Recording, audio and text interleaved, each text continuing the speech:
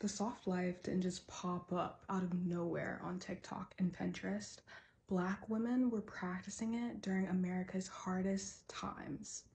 The nadir. That was the so-called lowest point in race relations after Reconstruction.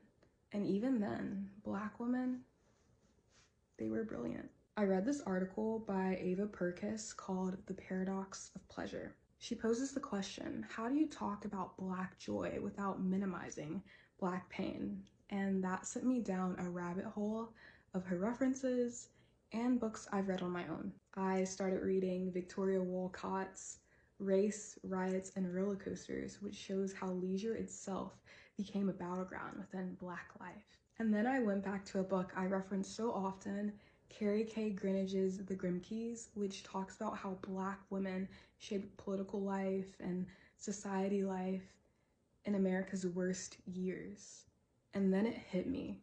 So much of the progression of Black life, politically and economically, was shaped during this time of the nadir. So much of what I cover are Black women blossoming during the nadir. Historian Rayford Logan named 1877 to 1901 the nadir, the lowest point. After Reconstruction, federal protections disappeared, and the Great Compromise of 1877 was literally called the Great Betrayal. Civil rights protections dropped, Jim Crow hardened, and violence escalated. And in 1883, the Supreme Court overturned the Civil Rights Act of 1875.